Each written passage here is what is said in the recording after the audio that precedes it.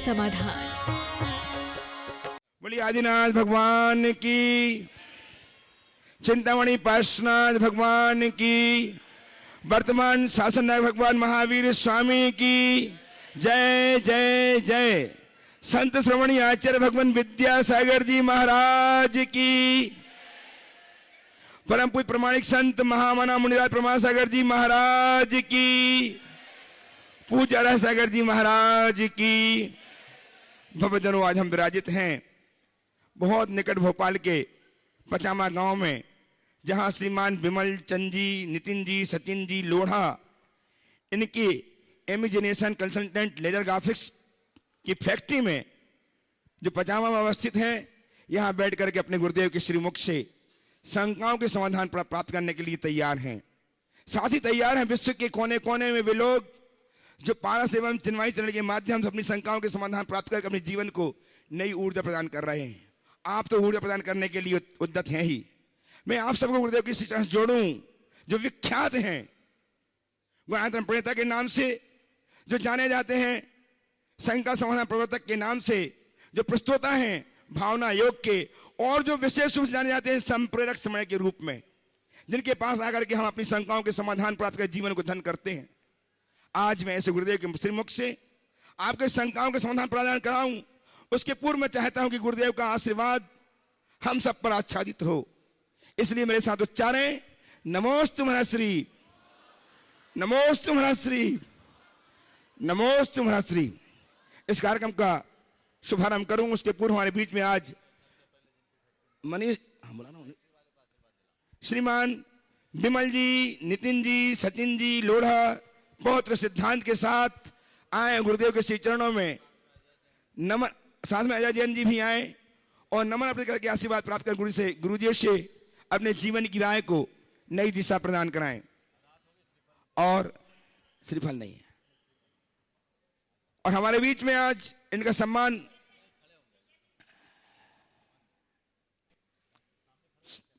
आ जाइए।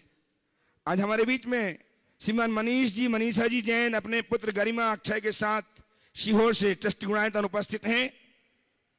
उनका सम्मान करने के लिए श्रीमान अनुभव जी सराफ, विकास जी गोधा, नितिन जी जैन, अलका जी जैन, रवि जी मड़वैया, रवि प्रकाश जी मड़वैया, ये हमारे ट्रस्टी श्रीमान मनीष जी, मनीषा जी सीहोर का स्वागत करें, अभिनंदन करें। आइए श्रीमान महेश जी, मनीष जी, मनीषा जी गुरुदेव के श्री चरणों में नमन अर्पित का आशीर्वाद प्राप्त करें और इनका सम्मान करके गुणायतन के ट्रस्टी श्रीमान अनुभव जी सराफ, विकास जी गोधा, प्रधानमंत्री अनुभव जी सराफ, विकास जी गोधा, नितिन जी जैन, अलका जी संघ और रवि जी प्रकाश जी मड़वैया, ये सब इनका सम्मान करके गुणायतन की गरिमा को गर्वान्वित करें। और तैयार रहें श्रीमान जीवन प्रकाश जी मड़वैया साहब भोपाल से ट्रस्टी गुणायतन अपनी शंका को प्रस्तुत करने के लिए। श्रीमान जीवन प्रकाश जी मड़वैया अपनी शंका को प्रस्तुत करने के लिए तैयार रहें। बस हो गया। जीवन प्रकाश जी पीछे, मनीष जी भी एक प्रश्न प्रस्तुत करके समाधान प्राप्त करेंगे, तैयार रहेंगे। आप लोग, आप सब पूरे परिवार के साथ खड़े हो जाए। मनीष जी, मनीषा जी अपने पुत्र पौत्री गरिमा अक्षय के साथ बोलिए। नमोस्तु गुरुदेव, मैं जीवन प्रकाश मड़वैया भोपाल से। मेरी एक शंका है महाराज जी कि किसी के जीवन में निर्णय लेने की क्षमता और सार्थक निर्णय लेने की क्षमता कैसे विकसित हो कि निर्णय से ही उसका जीवन बनता है और उसके आगे के भाव भी वैसे ही बनता है। देखिए, बहुत अच्छा सवाल है। निर्णय लेने की क्षमता कैसे विकसित हो? हमारे जीवन में निर्णय का बहुत महत्वपूर्ण स्थान है। एक सही निर्णय मनुष्य को शिखर पर पहुंचा देता है और एक गलत निर्णय से मनुष्य रसातल में आ जाता है। निर्णय लेने की क्षमता नैसर्गिक भी होती है और विकसित भी की जा सकती है। हमारे यहाँ एक शब्द आता औचित्य गुण। जो व्यक्ति औचित्य गुण में निपुण होता है उसके निर्णय बहुत अच्छे होते हैं और वह एक स्वाभाविक प्रक्रिया होती है। लेकिन यदि व्यक्ति थोड़ी साधना करे और थोड़ा अभ्यास करे तो साधारण व्यक्ति भी धीरे धीरे निर्णय लेने की क्षमता बढ़ा सकता है। और वो अपने गलत निर्णय के माध्यम से एक व्यक्ति, एक युवक एक सफलतम व्यक्ति के पास पहुंचा और उससे पूछा, आपने सफलता कैसे पाई? उनने उत्तर दिया, सही निर्णय। आपने सफलता कैसे पाई? जवाब दिया, सही निर्णय। सवाल किया, सही निर्णय लाने की क्षमता कैसे लाए? बोला, अनुभव। अनुभव। सही निर्णय लेने का अनुभव कैसे पाए? कहा, गलत निर्णय। गलत निर्णय। सामने वाला आश्चर्यचकित, गलत निर्णय से सही निर्णय का अनुभव भला कैसे पाए? उन्होंने कहा, मैंने हर गलत निर्णय की समीक्षा की और उसकी पुनरावृत्ति न करने का संकल्प लिया, नतीजा मैं सही निर्णय लेने में समर्थ हो गया। तो सही निर्णय लेने की क्षमता विकसित करने के लिए हमें गलत निर्णय की समीक्षा करना सीखना हो। आइए श्रीमान मनीष जी, मनीषा जी ट्रस्टी गुणायतन गरिमा अक्षय के साथ सीहोर से तैयार रहे। बैरागा से श्रीमती शिल्पा जी, शैलन जी जैन। हेलो, बोलो। हाँ महाराज जी, सपरिवार मैं आपको नमोस्तु करता हूँ, वंदन करता हूँ। आचार्य श्री को वंदन नमोस्तु करता हूँ। आचार्य श्री, मेरा ये प्रश्न है। महाराज श्री। हाँ महाराज श्री, मेरा ये प्रश्न है भावनाओं में। महाराज श्री, हाँ बोलो बोलो बोलो। हाँ महाराज श्री, मेरा ये प्रश्न है कि जैन समाज में बहुत दान दिया जाता है। अधिकतम दान की तो भावना है, वो कोई भी व्यक्ति कितना भी दे, लेकिन न्यूनतम दान एक कर्तव्य के रूप में क्यों निरूपित नहीं है कि कम से कम मासिक आय का या वार्षिक आय का इतना दान उसे देना चाहिए, जिससे समाज देखिए, शास्त्र के विधानानुसार कहूं तो आप सब लोग बड़े हैरान हो जाओगे।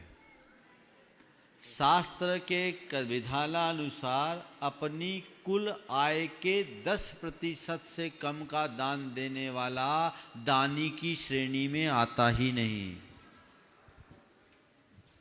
कान खोल के सुनो, तुम लोग दान दे के अपने आप को कृतार्थ महसूस करते हो। पहले सोचो, दान देते क्यों हैं? दान क्यों? क्योंकि तुमने जो पैसा अर्जित किया है उसमें किसी न किसी प्रकार की प्रत्यक्ष अप्रत्यक्ष हिंसा या पाप हुआ है। अनीति के बिना पैसा कमा सकते हो, अप्रामाणिकता के बिना पैसा कमा सकते हो, ईमानदारी और नैतिकता से पैसा कमा सकते हो, पर निष्पाप वृत्ति से पैसा नहीं कमाया जा सकता। एक इंद्रिय से लेकर पंचेंद्रिय तक की कहीं ना कहीं प्रत्यक्ष अप्रत्यक्ष हिंसा है। तो धन के उपार्जन के साथ आने वाला जो पाप है, उस पाप को साफ करने का माध्यम दान है। 10%। सुनो पूरी बात। तो तुमने जितना कमाया उतना मैल लगाया, तो कपड़ा जितना मैला, डिटर्जेंट भी तो उतना ही घिसना पड़ेगा। बोलो, मैल तो लपेट रहे हो और केवल पानी में गीला करके कह रहे एकदम हमारा कपड़ा साफ। और एक बात बताऊं, गंदा से गंदा कपड़ा भी जब पानी में डाल के निकालते हैं तो साफ दिखता है। दिखता है कि नहीं? लेकिन जब सूख जाता है तो उसकी ओरिजिनलिटी प्रकट होती है। तुम लोग क्या करते हो? अपने कपड़े में डिटर्जेंट अभी नहीं लगा रहे हो, अभी केवल पानी में भिगो रहे, जो छुटुर पुटुर दे रहे हो वो पानी में भिगो रहे हो, उसमें डिटर्जेंट लगा और वो भी कम से कम 10%। शास्त्र के विधानानुसार आपने 1 रुपया आपकी कमाई है तो आप उसमें 60 पैसा ही खर्च करने के हकदार हो। 30 पैसा आप सेविंग में डालिए अपनी आपत्ति विपत्ति के लिए और 10 पैसे का दान कीजिए। ये हमारा शास्त्रीय विधान है।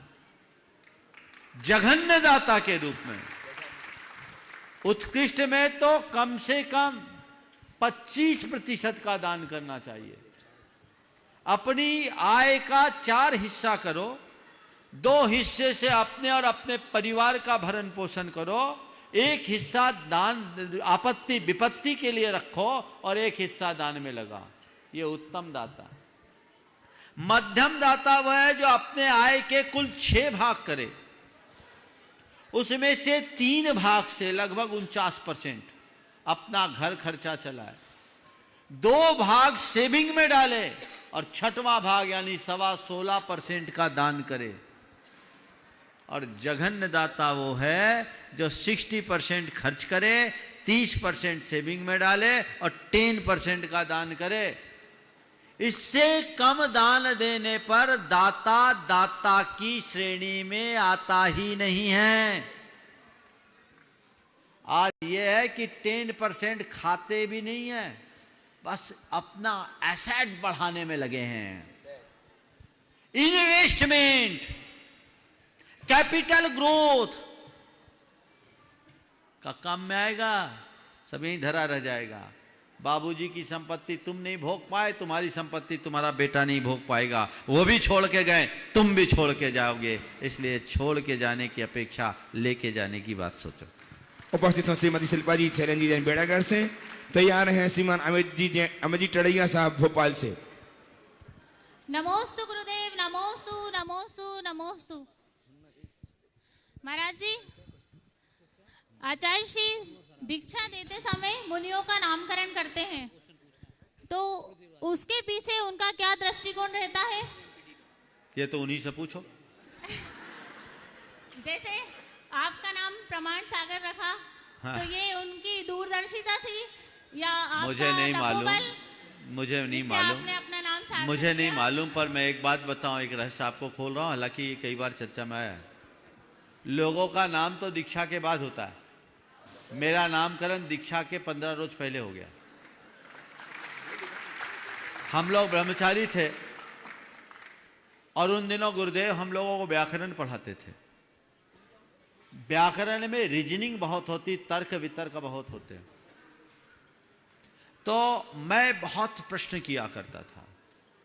कई बार ऐसा होता था कि 1.5 घंटे की क्लास में एक सूत्र भी पूरा नहीं हो पाता था। एक दिन एक सूत्र की सिद्धि में काफी मैं प्रश्न दर प्रश्न करता गया, तो मेरे एक साथी ब्रह्मचारी ने कहा ये तो शंका सागर है।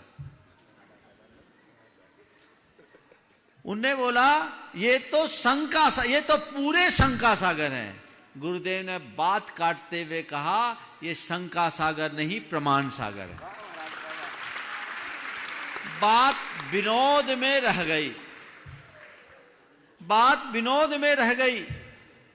15 दिन बाद गुरुदेव ने कहा कि हम कल आप लोगों की क्षुल्लक दीक्षा देना चाहते हैं। हम लोगों ने तो कोई व्रत मांगा नहीं, जो आपकी आज्ञा। ठीक, कल क्षुल्लक दीक्षा होनी है, आज बताया सुबह। ठीक, और क्षुल्लक दीक्षा हम 9 लोगों की हुई, पहला नंबर मेरा था। और गुरुदेव ने जब नामकरण देना शुरू किया तो मुझे प्रमाण सागर से संबोधित किया और प्रमाण सागर हो गया। अब वो किसको क्या नाम देते हैं वो उनका क्राइटेरिया हमें पूछने की भी हिम्मत नहीं है। उपस्थित श्रीमान अमित जी टड़ैया साहब अपने संगी साथियों के साथ भोपाल से। और तैयार है महाराज जी, और तैयार है विनोद जी MPT भोपाल। महाराज श्री के चरणों में तेवार नमोस्तु नमोस्तु नमोस्तु। महाराज श्री, हम वर्तमान परिक्षेत्र में हम लोग राजनीतिक क्षेत्र से आते हैं और इस क्षेत्र से आने के बाद हम लोग धार्मिक कार्य भी हम लोग संपन्न कराते हैं।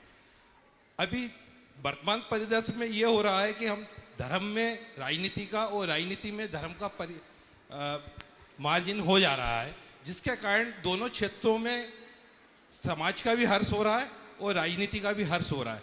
महाराज जी, हम राजनीतिक क्षेत्र के आने वाले लोग जो सेवा भी कार्य अच्छे से करना चाह रहे हैं और निस्वार्थ भाव से करना चाह रहे हैं, हम लोगों को आप मार्गदर्शन दें। देखिए, राजनीति के क्षेत्र के लोग धर्म में और धर्म के क्षेत्र के लोग राजनीति में जाए तो कोई गुरेज नहीं,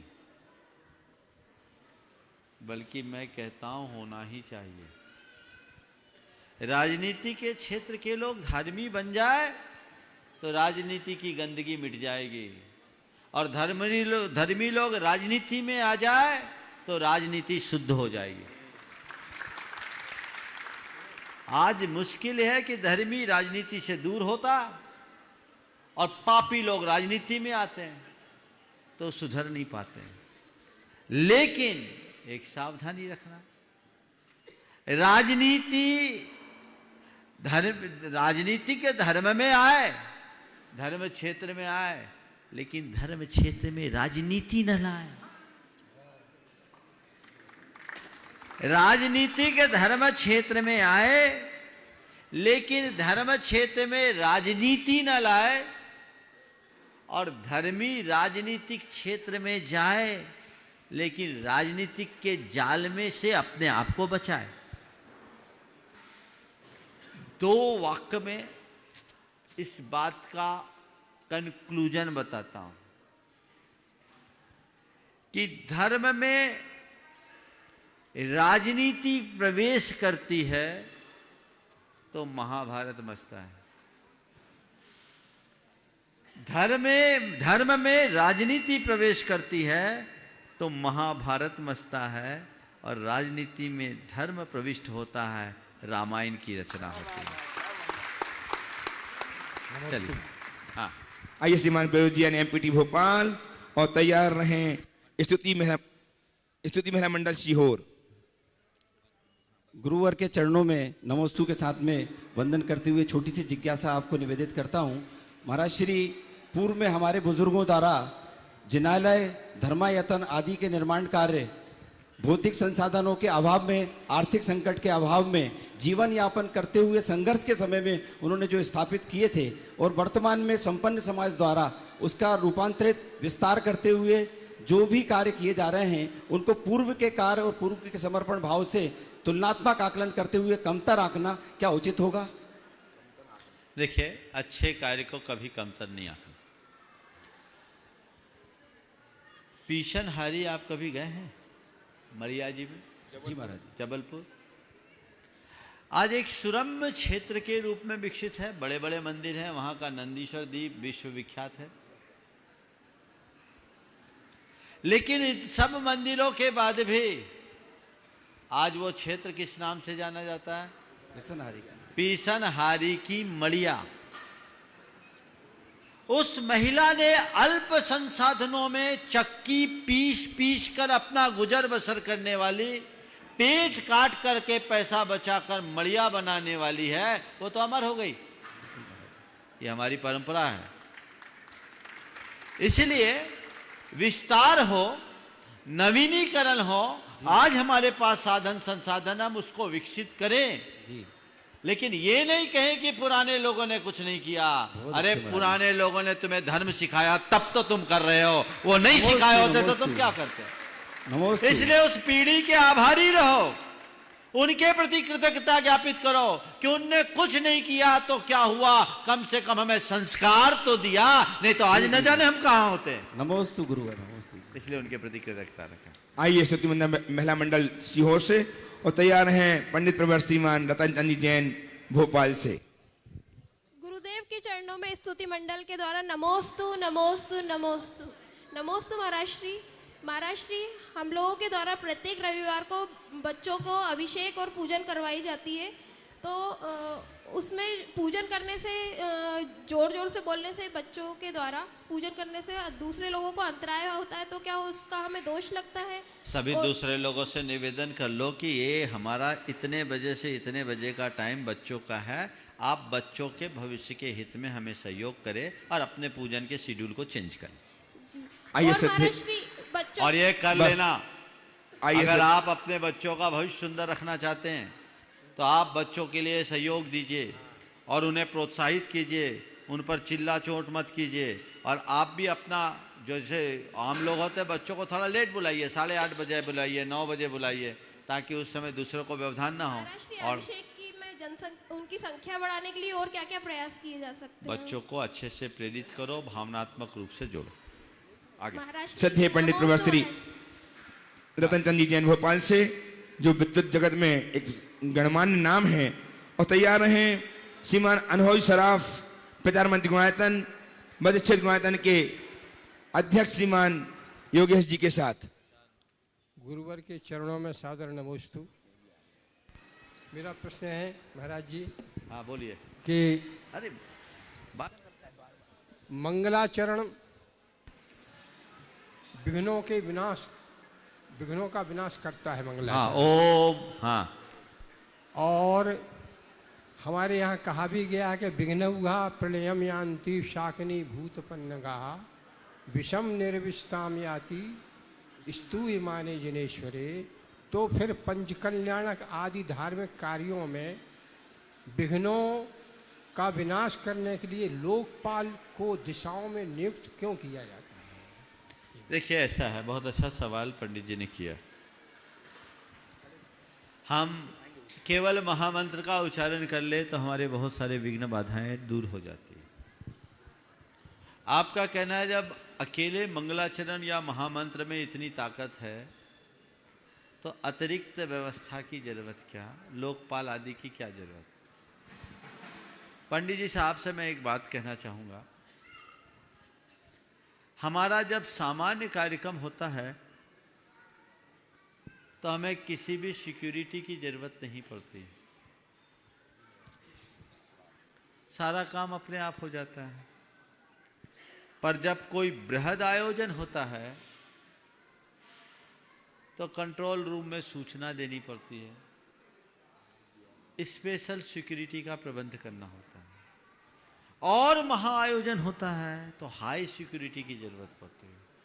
इसलिए कि इतनी बड़ी आयोजना में कहीं कोई गड़बड़ी ना हो जाए। पंच कल्याणक आदि के विधान में जो लोकपाल आदि की चर्चा यत्किंचित हुई है वो उनकी पूजा के लिए नहीं हुई है, उन्हें उस विधान के, उस अनुष्ठान के सानंद संपन्नता का दायित्व सौंपने के लिए हुई है कि आप आइए और देखिए कोई उपद्रवकारी ना आ जाए, और हम जिस समय मंगलाचरण करें उस समय कुछ नहीं होगा, पर आगे पीछे तो कुछ हो सकता है ना, तो बीच में कोई घुसपैठ ना हो जाए,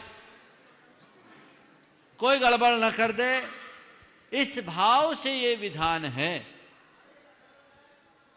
लेकिन एक बात और बताऊं, इतना सब कुछ करने के बाद भी कभी कभी उपद्रव हो जाते हैं, होते हैं, तो कर्म की ताकत के आगे किसी का जोर नहीं चलता।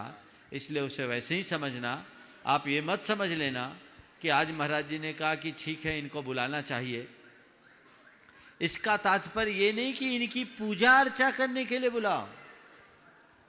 ये तो ठीक वैसी ही व्यवस्था है जैसे आप पुलिस कंट्रोल रूम को इंटीमेट करते हैं, ऐसे आओ भाई तुम जिन शासन के सेवक हो तो तुम भी कुछ जिम्मेदारी संभालो। आप लोग अपनी कमेटियां बनाते हैं, भोपाल में तो कमेटी पहले बनती, काम बाद में होता है,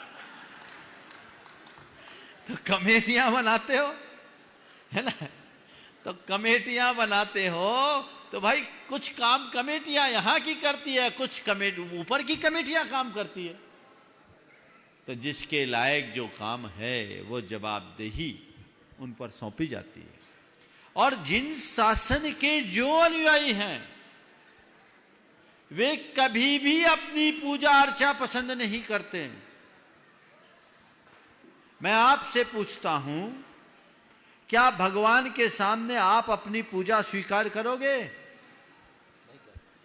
अरे इंद्र भी भगवान के आगे अपनी पूजा स्वीकार नहीं करता क्योंकि वो खुद भगवान का पुजारी बना हुआ है।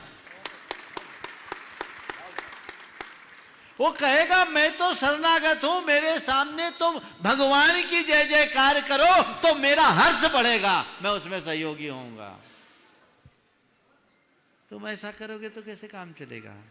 लेकिन लोग चीजों को उल्टे पुल्टे तरीके से व्याख्यायित करते हैं और उसी कारण अनेक प्रकार की कुपरंपराएं विकसित हो जाती है। जो शास्त्रों में इसका विधान है वो इसी अभिप्राय से है और उसे केवल उसी दृष्टिकोण से देखना चाहिए, इनके अस्तित्व को नकारना नहीं, लेकिन इनको इतना महिमा मंडित भी नहीं करना कि उनके पीछे लग जाओ और भगवान को भूल जाओ, तो संसार में ही रुलोगे। आइए श्रीमान अनुभवी सर्राफ ट्रस्टी गुणायतन में प्रधानमंत्री गुणायतन, और तैयार हैं श्रीमान सुनील जी जैन पब्लिशर्स भोपाल। वहीं से हाँ। महाराज श्री पूरे परिवार की ओर से नमोस्तु वंदन। तो चरणों में नमोस्तु के साथ पापा जी का क्वेश्चन है, पापा जी का स्वास्थ्य लाभ अच्छा नहीं है, आप आशीर्वाद दें। और वो ये क्वेश्चन कर रहे हैं महाराज श्री वहाँ पर कि मैं इस अवस्था में अपने धर्म का अनुसरण कैसे करूँ, धर्म में मजबूत कैसे बनूँ, क्योंकि मैं देख रहा हूँ महाराज श्री दिन प्रतिदिन चीज़ें सामने आ रही हैं, तो आप उसमें उनको एक मार्गदर्शन दें और अच्छे से उनका मार्गदर्शन। सबसे पहले तो अपने पिताजी को आशीर्वाद दो जी। और तुम्हारे प्रश्न के माध्यम से मैं तमाम उन लोगों को एक संदेश देना चाहता हूँ जो आज अपने अशुभ कर्म के उदय से अशक्त स्थिति में है, बीमारियों से ग्रसित है। सबसे पहला काम तो ये करो कि तन की बीमारी को मन पर हावी मत होने दो। तन बीमार है, मन नहीं। मन को बीमारी छूती नहीं, मन में हम बीमारी घुसा लेते हैं। तन की बीमारी के 100 इलाज हैं, मन की बीमारी का कोई इलाज नहीं। तो पहले ये धारणा बनाओ कि ठीक है, मेरे अशुभ कर्म के निमित्त से मेरा तन अस्वस्थ है, लेकिन मेरे मन में, मेरी आत्मा में कोई बीमारी नहीं। मैं स्वस्थ स्वभाव वाला हूं, मैं आरोग्य का धनी हूं। ये बीमारी ऊपर है, ठीक है, इसकी चिकित्सा मैं करूंगा। दूसरी बात, कर्म के उदय से बीमारी आई है तो चिकित्सा मेरे हाथ में है, आरोग्य मेरे हाथ में नहीं। मैं अच्छी से अच्छी चिकित्सा करा सकता हूं, लेकिन जब तक मेरा पुण्योदय नहीं जगेगा तब तक मैं ठीक नहीं हो सकता।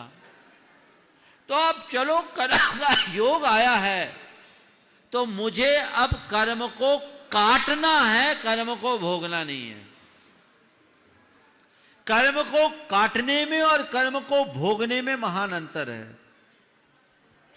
कितना भी अशुभ कर्म आए, समता और स्थिरता पूर्वक उसको सह लेने से कर्म कटता है, और उस घड़ी में आकुलता करने वाला कर्म भोगता है। समता से सहोगे तो सारे कर्म झड़ जाएंगे, और आकुलता करोगे तो नए कर्म और बंध जाएंगे। इसलिए उनसे कहो कि कर्म को काटना है, भोगना नहीं, और इसे ही अपनी तपस्या मानो। प्रतिकूल स्थिति में समता बनाए रखना सबसे बड़ी तपस्या है। आप व्रत उपवास नहीं कर सकते, एकासन नहीं कर सकते, पूजा नहीं कर सकते, पाठ नहीं कर सकते। अपने मन की स्थिरता बनाओ और नमोकार जपते रहो, थोक के भाव में कर्म झड़ जाएंगे। आत्मा का अनुचिंतन करो और एक मन में भाव रखो, एक दिन तो सबको जाना ही है। मेरी भी जब आयु पूरी होगी तो मैं जाऊंगा, अमर तो कोई नहीं है। बस एक ही भावना भाव, जाएगा तन तो जाएगा, लेकिन जब भी मैं जाऊं भेद विज्ञान के साथ जाऊं, भगवान का नाम जपते हुए जाऊं, देव साथ गुरु का स्मरण करते हुए जाऊं। बस ये भावना भाव, बाकी सब छूटने वाला है। ऐसी घड़ी में न परिवार का मोह करना चाहिए, न बच्चों का मोह करना चाहिए, न पत्नी का, न व्यापार का, न किसी का। ये शरीर भी मेरा नहीं तो मैं किसका सोचूं। ये भी मत सोचो कि अब मैं जा रहा हूं, जब मेरी बारी आएगी तभी मैं जाऊंगा, लेकिन जब जाऊं तो भगवान को सुमरता हुआ जाऊं, ये सोच बना करके चलो। यदि ऐसी सोच बना करके चलोगे तो मन हमेशा प्रसन्न रहेगा। उनसे कहो अपनी हिम्मत को जगा के रखो, जो अब तक सुना है समझा है उसका प्रयोग करने की घड़ी है, उसे अपना। उपस्थित हो सुनील जी, जैन पब्लिक भोपाल, और तैयार हैं श्वेतांबर सैन समाज के श्रीमान राजन जी गांधी सीहोर से। महाराज श्री के चरणों में नमोस्तु महाराज, नमोस्तु। आदमी कुछ नहीं एक मिट्टी का खिलौना है, आदमी कुछ नहीं एक मिट्टी का खिलौना है, कर्मों के खेल के आगे हर पल बुना है। महाराज जी, जीवन में क्या ऐसा भरे या क्या ऐसा खाली करे जिससे जीवन धर्म की तरफ प्रवेश कर सके। जीवन में ऐसा क्या भरे और क्या खाली करे जिससे जीवन धर्म की तरफ प्रवेश कर सके। बहुत छोटी सी बात, अहो भाव भरो, अहम भाव को खाली करो। नमोस्तु महाराज जी। उपस्थित हो श्रीमान राजन जी गांधी सीहोर से, श्वेतांबर समाज के समाज से, और नमस्ते महाराज। गुरु महाराज तैयार हैं श्रीमती कीर्ति जी जैन, ट्रस्टी गुणायतन, धर्मपति मुकेश जी जैन, मेट्रो दिल्ली। गुरु, मेरे को एक वाक्य हुआ था मेरे साथ। ओम बोलिए। हाँ, वाक्य ये हुआ था कि महाराज दो ओम ओम ओम, शोरगुल बंद करिए। हाँ बोलिए। दो महाराज संत जो है बिहार कर रहे थे, मैं दर्शन करते हुए उनके पास दर्शन करने गया। रास्ते में तो हेलो हाँ, बोलो। रास्ते में दर्शन कर रहा था, तो मैंने दर्शन करने के बाद मैं वापस चला गया। महाराज गुरु जा ही रहे थे।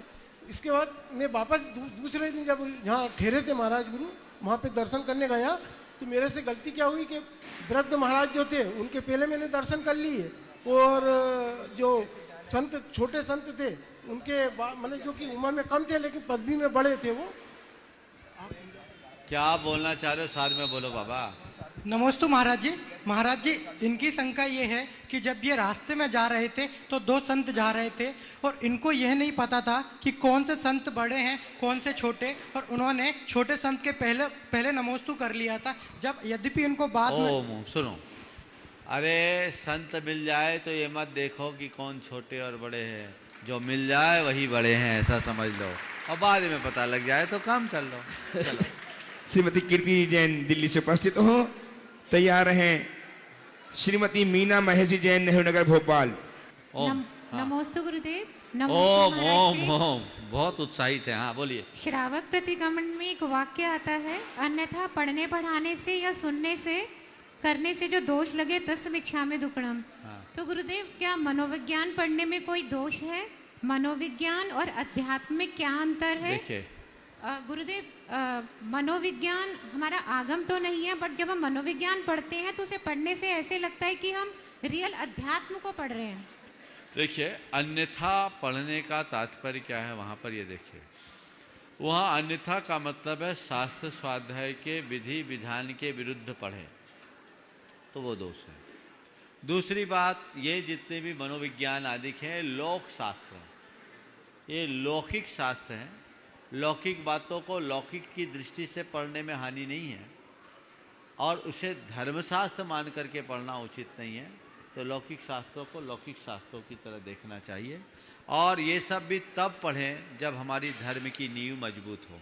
ओम। हाँ, उपस्थित हो श्रीमान अशोक कुमार जी जैन, ट्रस्टी गुणायतन, इनके साथ दयाचंद जी, प्रमोद जी, शिल्पी जी बंडा, और तैयार हैं प्रोफेसर प्रमिला जी जैन, पीजी कॉलेज सीहोर। नमोस्तु महाराज जी। महाराज जी, अभी तत्व विद्या पढ़ रहे थे, उसमें देवलोक का वर्णन था। उसमें कुछ ऐसा आया था कि देवों की कई हजार रानियां होती हैं, तो कभी ऐसा भी मौका आता होगा कि वो देव की मृत्यु होती होगी, तो वो रानियों का जीवन कैसे व्यतीत होता है? बात देखो, इष्टानिष्ट संयोग वियोग तो पूरे संसार में, आप सुनकर आश्चर्य करेंगे। आदि पुराण में एक प्रकरण आया है, उसके अनुसार ललितांग देव भी डिप्रेशन में आ गया, डिप्रेशन में आ गया, उसकी देवियों का विछोह हो गया था। तो ऐसा होता है कुछ काल के लिए, वो कष्ट उन्हें भी भोगना पड़ता है, प्रमिला जी भोगना पड़ेगा। हाँ चलिए। प्रोफेसर प्रमिला जी उपस्थित हो, पीजी कॉलेज सीहोर से। तैयार हैं डॉक्टर आरसी जैन, सुनीता जी जैन। नमस्ते महाराज जी। महाराज जी, मैं सोशियोलॉजी की प्रोफेसर होने के नाते एक सिद्धांत पढ़ाती हूँ, जिसके अंतर्गत धर्म एवं देश का आर्थिक विकास। इसके अंतर्गत समाज वैज्ञानिकों ने विश्व के महान 6 धर्मों का अध्ययन किया और निष्कर्ष ये निकल कर आया कि भारत का थोड़ा सा कम विकसित होने का कारण यहाँ का धर्म के बाह्य क्रियाएं हैं। भारतीय इतना अधिक आडंबर और यहाँ के त्योहार आदि में इतना व्यस्त हो जाते हैं कि वो उत्पादन कार्य नहीं करते हैं, इसलिए भारतीय पिछड़े हो जाते हैं।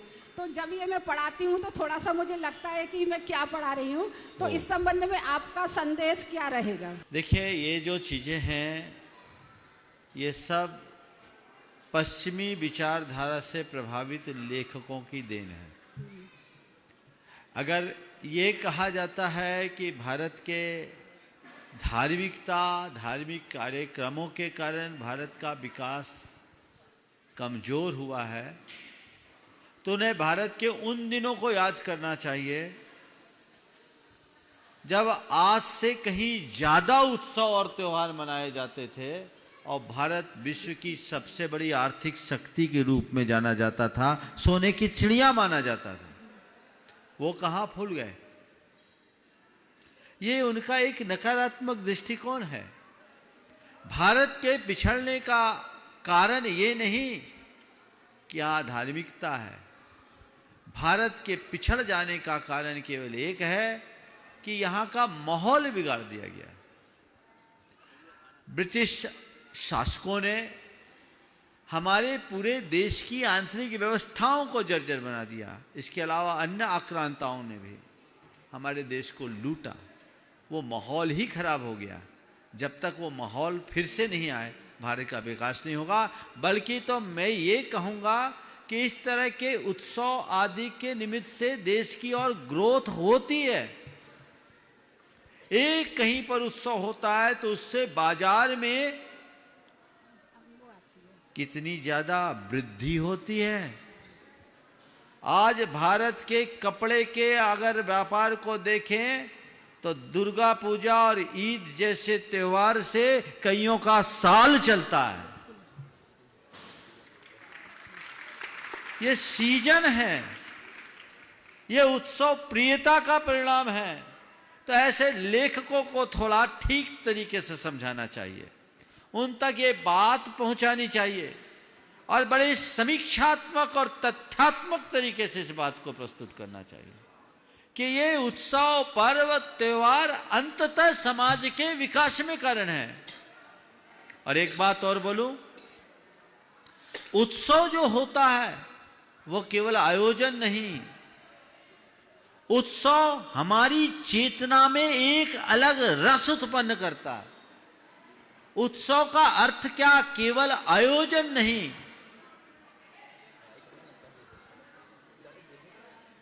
उत्सव का अर्थ केवल आयोजन नहीं, उत्सव का अर्थ है जो उत्सव में एक नई रव प्रकट कर दे, वो उत्सव है। हृदय में एक नई आवाज। हमारे देश में जब जब उत्सव आदि होते हैं, त्योहार मनाए जाते हैं, तो लोगों के अंदर उसके बाद एक नई चेतना जागृत होती है और उस चेतना के परिणाम स्वरूप लोग दूनी शक्ति से उसमें सम्मिलित होते हैं। एक घटना का उल्लेख करूंगा कि जब 1947 में भारत का विभाजन हुआ, दंगे फसाद हुए, देश की स्थिति ठीक नहीं थी, तो एक बार लोगों ने सुझाव दिया, कुछ लोगों ने यह सुझाव दिया कि इस वर्ष रामलीला ना हो। उन दिनों तो रामलीला बहुत जोर शोर से होती थी। तो इस वर्ष रामलीला ना हो, तो नेहरू जी ने कालिदास जी के एक पद का उल्लेख करते हुए लिखा कि नाराज के राष्ट्रपति, उसका भाव मैं बता रहा हूं कि नहीं, हमें रामलीला जोर शोर से करनी चाहिए। अगर हम इस वर्ष रामलीला का आयोजन नहीं करते तो पूरे विश्व में ये गलत संदेश जाएगा कि भारत की स्थिति आज भी गलत है, अस्थिर है। इसलिए हमें दूने उत्साह से करना चाहिए। तो देश की सांस्कृतिक, आर्थिक, सामाजिक और आध्यात्मिक चेतना के विकास के लिए धार्मिक आयोजनों की अपनी प्रासंगिकता है और होने चाहिए, उसमें कोई संशय नहीं। डॉक्टर आरसी जैन साहब और सुनीता जी जैन उपस्थित हों, तैयार रहें। श्रीमती आयुषी डॉक्टर कपिल जैन, आष्टा जादूगर परिवार। विश्ववंदनीय गुरुवर नमोस्तु। मैं कृषि महाविद्यालय सीहोर में विगत 34 वर्ष से प्रधान वैज्ञानिक के रूप में कार्यरत हूँ। गुरुवर, मेरा जो जवाब है वो उर्वरक तकनीकी से संबंधित है, जिस हेतु मुझे मृदा का विश्लेषण भी करना पड़ता है, जल का करना पड़ता है, पौधों का भी करना पड़ता है, और साथ में जो वर्तमान में प्रथा चल रही है कि हमको केमिकल का उपयोग कम करना है और जैव उर्वरक का समन्वय खेत में ज़्यादा करना है, जिससे कि ज़्यादा से ज़्यादा शुद्ध अन्न प्राप्त हो सके। लेकिन गुरुवर, ये जो सस्ती तकनीकी हम डेवलप करते हैं गोबर के माध्यम से, केंचुए के माध्यम से, उसमें भी मिट्टी में, चूंकि विश्लेषक हूँ मैं जानता हूँ, और हमारे धर्म ने तो पहले ही बता दिया था कि एक जल की बूंद में 36,000 बैक्टीरिया होते हैं। और जब हमने इसका विश्लेषण किया तो जैव उर्वरक हम बना रहे हैं सस्ते, लेकिन वो कम हानिकारक होते हैं, उनमें केमिकल तो बिल्कुल होता ही नहीं है, लेकिन लाखों जीव मिट्टी में पैदा होते हैं। इसमें कोई शक नहीं है।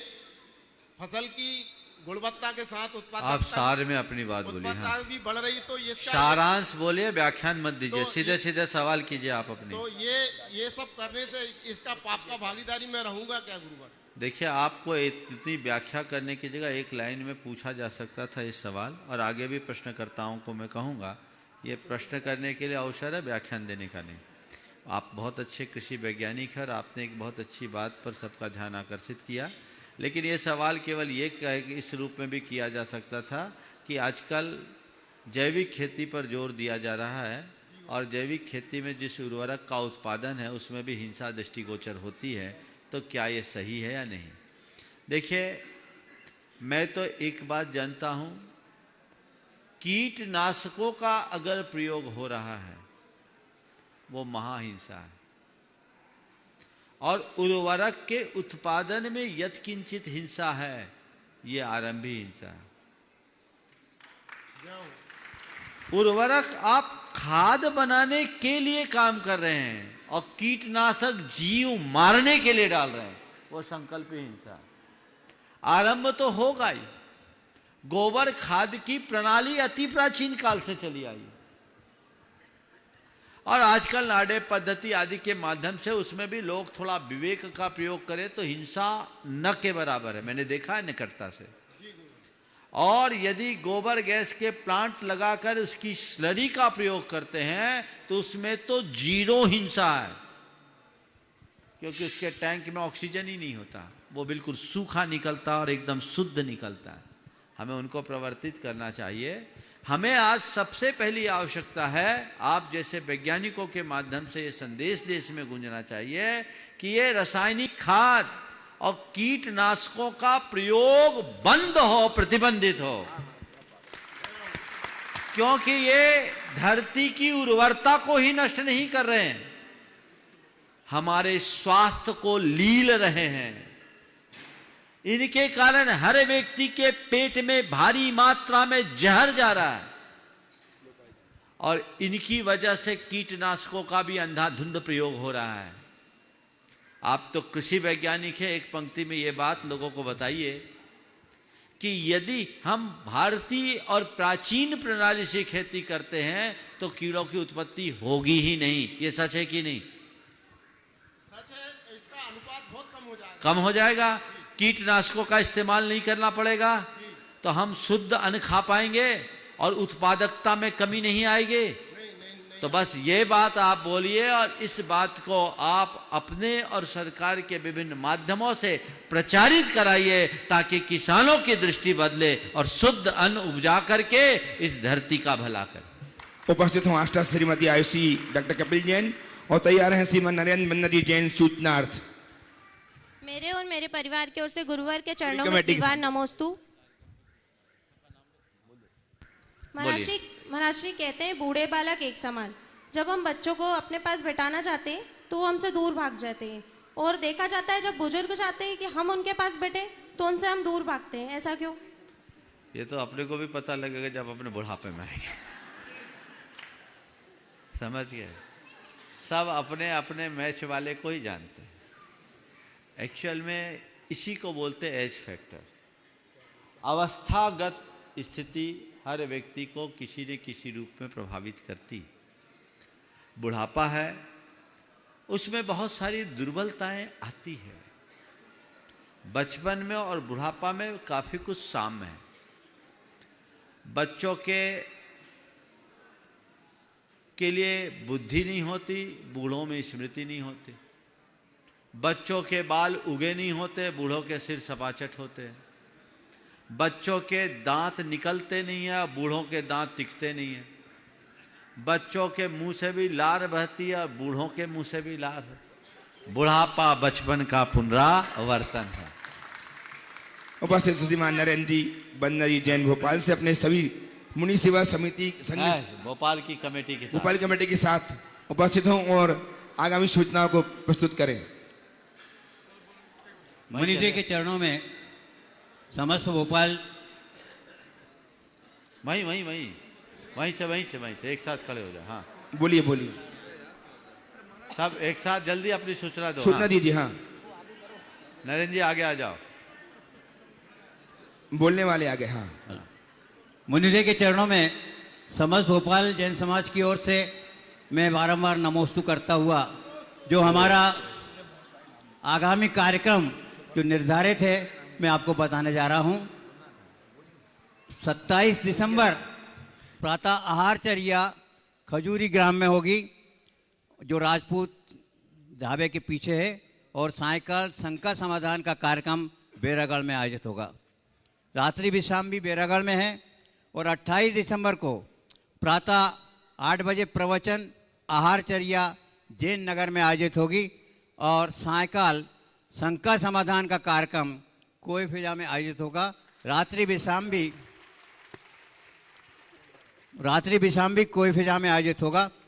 और 29 तारीख को कोई फिजा से प्रस्थान करके मुनि संघ पहुँचेगा अपने कोई फिजा के बाहर जो रास्ता है वहाँ से कलेक्टेड है, नहीं कोई फिजा से कलेक्टेड के पास से हम अगवानी प्रारंभ करेंगे। विशाल जुलूस होगा और बीच में भोपाल में विराजमान तीनों मुनिराज महाराज श्री की अगवानी करेंगे, उनका मिलन होगा। और ये शोभा यात्रा वहाँ से प्रारंभ चलती रहेगी और जो इकबाल मैदान पर धर्म सभा में परिवर्तित होएगी, वहाँ पर तीनों मुनिराज महाराज श्री की अगवानी करेंगे। परिक्रमा करने का एक अद्भुत दृश्य हम भोपाल वासियों को और सभी को देखने को मिलेगा। मैं आप सबको इस कार्यक्रम के लिए आमंत्रित कर रहा हूँ। और सायकाल भी जो हमारा शंका समाधान का कार्यक्रम है मासी का, वे भी वहाँ पर आयोजित होगा। 30-31 को प्रातः 8:30 बजे। कल 29 की बोलो, आगे की बात मत करो, वहीं देखेंगे। चलो। और इस मुनि सेवा कमेटी से मैं निवेदन कर रहा हूं अपनी ओर से कि आपके माध्यम से भोपाल नगर में गुरुदेव की आगवानी ऐसी होनी चाहिए जो एक इतिहास बने, भोपाल नगर इतिहास के पन्नों में छा जाए। कोई नया साल का कार्यक्रम भी वो हमारा मुक्तिकाश मंच है रविंद्र वन के पास, वहाँ आयोजित होगा। प्रातः 8 बजे महाराज जी के प्रवचन होंगे, आशीष वचन होंगे, सभी वहाँ पधारें। चलो ठीक है। हाँ। मैं अपनी ओर से निवेदन कर रहा हूं पूरे भोपाल नगर के आस्थावान मुनि भक्तों से, गुरु भक्तों से, कि आपके द्वारा भोपाल नगर में गुरुदेव की आगवानी ऐसी हो जो इतिहास के पन्नों में स्वर्ण अक्षरों में लिखी जाए। ऐसी आपकी आगवानी होना चाहिए। और देखना चाहिए हम जैसे हम गुरुदेव के श्री चरणों में जब हम गुरुदेव के पास पहुंचे थे नेवावर में, जो आगवानी वहां हुई थी उसकी पुनरावृत्ति आपके भोपाल नगर में होनी चाहिए। तब तो आपकी ये दौड़ धूप सार्थक होगी। और उपस्थित हो श्रीमती अंजलि राहुल जैन नालंदा सीहोर तैयार रहेंगे। कोहे फिजा मंडल भोपाल से श्रीमती पुष्पा जैन अपने मंडल के साथ। गुरुवर को नमोस्तु। हे गुरुवर, मेरा प्रश्न आज सुबह आपने जो बताई भावना योग उससे संबंधित है। आपने उसमें बताया था कि शुद्धो हम सो हम, तो जो अपनी आत्मा स्वयं, जो अपनी आत्मा का आकलन अपन परमात्मा स्वरूप मान रहे हैं आत्मा को, तो फिर हमारे अच्छे और बुरे कर्मों का आकलन कौन कर सकता है, कौन बताएगा हमें? इस संबंध में आप कृपया समाधान दें। हम है कुछ और महसूस कुछ कर रहे हैं। हम हैं तो शुद्ध पर बन गए अशुद्ध, तो हमको शुद्ध होने के लिए समझना होगा कि हम शुद्ध हैं। समझ गए? तब अपने जीवन को आगे बढ़ाया जा सकता है, उसका आशय है। चलिए।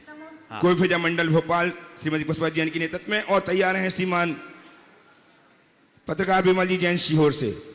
नमोस्तु महाराज जी, नमोस्तु महाराज जी, नमोस्तु महाराज जी, नमोस्तु हमारे और हमारे परिवार के द्वारा नमोस्तु नमोस्तु महाराज जी। हम ऐसा क्या पुण्य बनाएं कि हमें फिर से जैन कुल प्राप्त हो और समाधि मरण हो। महाराज जी, कभी मैं आचार्य श्री के चरण स्पर्श कर सकूं, ऐसी मेरी भावना रहती है हमेशा। देखिए, मैं तो आपसे कहता हूँ आप जैन कुल पाने के लिए पुण्य मत चाहो। मेरी बात ध्यान से सुनना। जैन कुल पाने के लिए अब पुण्य मत चाहो, अब तो जिन बनने का पुण्य चाहो। जैन तो बन चुके, अब पहली बार जैन नहीं बने। बहुत ध्यान से सुनना, कोई पहली बार जैन नहीं बने, अनंतों बार जैन बन चुके, पर जैनत्व को पूरी तरह आत्मसात नहीं किया, इसलिए अटके हैं। इस भव में जैनत्व को पूरी तरह आत्मसात करो ताकि अगले भव में सीधे जिन बनने का सौभाग्य प्राप्त करें। हे गुरुदेव। तैयार हैं रवि जी जैन पत्रकार भोपाल। हे गुरुदेव। बोलिए बोलिए। हे गुरुदेव तिरुवार नमोस्तु नमोस्तु नमोस्तु। आज जब गुरुवार का मंगल विहार हो रहा था तो मेन मार्केट से हम निकल रहे तो नई जनरेशन का जिज्ञासा थी कि मुनिश्री क्या भोपाल इंदौर नाके से ये बड़ी बड़ी वाहनें पीछे चलें इसमें विराजमान होंगे, ये उनकी शंकाएं थी। क्या गुरुदेव क्या भोपाल नाके तक ही पद यात्रा करेंगे, उसके बाद क्या कोई बड़ी वाहनें जो पीछे चल रही थी 4 व्हीलर इसमें विराजमान होंगे क्या? तो वहीं से मेरा एक क्वेश्चन खड़ा हुआ महाराज जी मेरे मन में कि आज पद विहार के समय आप जब चल रहे थे तो हमने ये देखा कि जो लोग 100 मीटर पैदल नहीं चल पा रहे, कदम नहीं चल पाते हैं, वो आज आपके पीछे पीछे दौड़ते हुए चल रहे थे और पूरा 6 किलोमीटर वो चले हैं। इसमें उनको ये ऊर्जा प्रवाह कहाँ से प्राप्त हुई? जो लोग 100 मीटर पैदल नहीं चल सकते थे। समझ गया। देखिए सबसे पहले तो वो इसमें ओम श्रावक का क्या है? सबसे पहले तो मैं ये कहूँगा कि कई बार लोगों के मन में भ्रम आता है कि वाहन चल रहे हैं इतने सारे, मुनिराज थोड़ी देर पैदल चलेंगे, मार्च करेंगे, बाद में वाहन में बैठ जाएंगे। एक बार मैं बिहार कर रहा था, एक जंगल में, झारखंड की बात है, नक्सली एरिया था, ठेठ नक्सली एरिया झारखंड की बात है। और उस दिन मेरे पास लोग काफ़ी थे, 100 गाड़ियाँ खड़ी थी छोटी,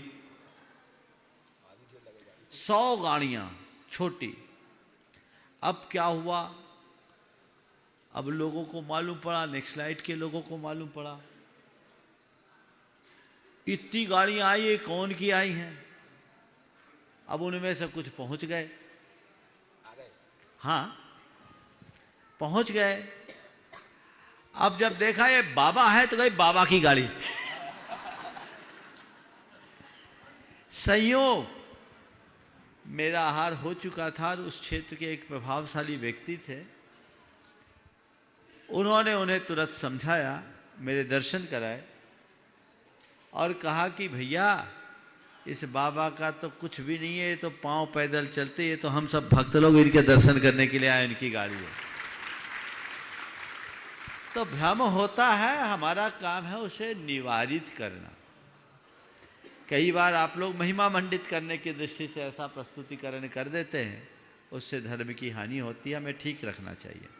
अब सवाल आपने पूछा है कि 100 मीटर न चलने वाले 6 किलोमीटर कैसे चढ़ गए, कौन सी ऊर्जा का प्रवाह था? तो मैं तो ये कहता हूँ, आज जिस ऊर्जा के प्रवाह का अनुभव किया उसको छोड़ना नहीं, पीछे लगे रहना, तो बहुत आगे बढ़ जाओगे, कुछ सोचने की बात नहीं है। हाँ। आइए श्रीमान प्रवीण जैन पत्रकार और तैयार हैं श्री पंकज सुपारी पूर्व अध्यक्ष दिग्गज समाज भोपाल, ऋषभ रद्दी, नरेंद्र मन्ना, हुक्मचंद जी और ओम सब एक साथ। हाँ, इनके साथ खड़े RMT। नमोस्तु महाराज जी। महाराज जी पिछले 5-6 दिन से मेरे दिमाग में एक बात चल रही है, मैं समझ नहीं पा रहा हूं कि मैं पूछूं, कैसे पूछूं आपसे, लेकिन कोई ना कोई ऐसी शक्ति है महाराज जी आपके पास। 19 साल पहले बच्चे भी मिले हैं, बड़े होकर आए हैं, आप ऐसे पहचान लेते हैं उनको, ऐसी कौन सी देवी शक्ति आपके पास है? एक एक घटना 19 साल की आपको कैसे याद रहती है महाराज जी? हमें को तो ये बताया गया है और विज्ञान भी ये कहता है कि जैसे जैसे उम्र बढ़ती है याददाश्त कम होती है, या बढ़ कैसे रही है महाराज जी? नमस्ते महाराज जी। बात केवल इतनी सी है कि हमें आटे दाल का भाव तो याद करना नहीं है, तुम लोग उसमें लगे हो, उसको भूल जाओ तो वो शक्ति तुम्हारी भी प्रकट हो जाएगी, सोचने की क्या बात। हाँ। श्रीमान पंकज सुपारी अपने सभी गणमान्य के साथ उपस्थित हो। महाराज श्री के चरणों में बारंबार नमोस्तु। महाराज श्री ताल तलैयों की नगरी भोपाल, बड़ा तालाब की पल्लरियां आपके चरण पखाड़ने को उत्सुक हैं और ऐतिहासिक अगवानी मध्य प्रदेश की राजधानी की धरा पर आपकी होगी। इस कार्यक्रम के संयोजन के लिए हमने एक 12 सदस्यीय समिति बनाई है महाराज श्री। हम आपकी अनुमति हो तो उनके नामों की घोषणा आज हम करना चाहते हैं। महाराज जी प्रमोद जी हिमांशु, नरेंद्र जी मन्ना, पंकज सुपारी, सुनील जी 501, महेंद्र अजमेरा, अरविंद सुपारी, आदिश जी जैन, मनोज बांगा, अजय जैन को, मनोज RM, पवन सुपर, अनुभव सराफ, ये 12 लोगों की टीम और पूरा भोपाल सकल जैन समाज के आयोजन के साथ हम सब लोग तैयारियों में जुट चुके हैं और हम सब लोग कल एक भोपाल के अंदर आयोजन को लेकर एक बड़ी बैठक है।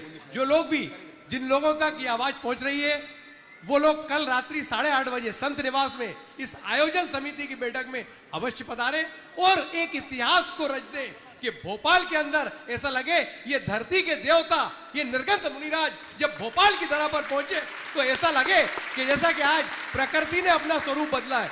कल के बादल, कल की ठंडक और आज की उष्मा, ऐसा लगा कि प्रकृति भी इन संतों के चरणों में अपना प्रताप दिखा रही है और प्रकृति भी स्वागत करे और हम मुनिश्री का भाव विभोर होकर भोपाल का जनमानस, सारा जैन समाज नहीं, ये तो धरती के देवता, सारी सृष्टि, सारी दुनिया और मानवता के ऊपर है। जब इनका प्रवेश हो तो सारी समाज, सातों समाज एकत्रित हो जाए और भोपाल का एक एक कोना और एक एक कोने पर पचरंगी ध्वजा ये घोष दे कि आचार्य भगवान के ये ऐसे सितारे, अनमोल सितारे भोपाल में पहुंच रहे, जिनकी चमक से हम भोपाल को रोशन करेंगे। और विदिशा के लोग भी आएंगे, सीहोर के लोग भी आएंगे।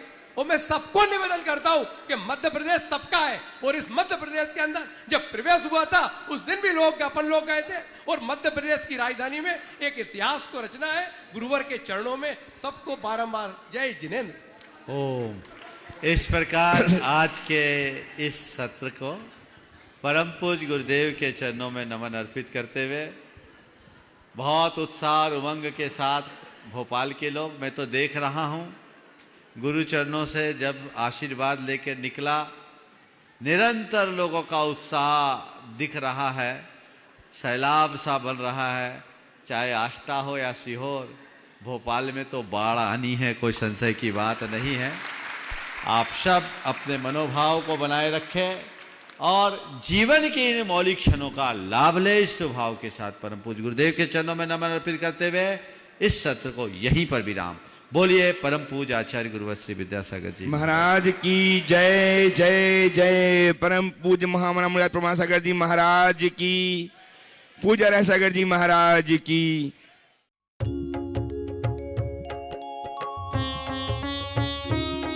शंका समाधान।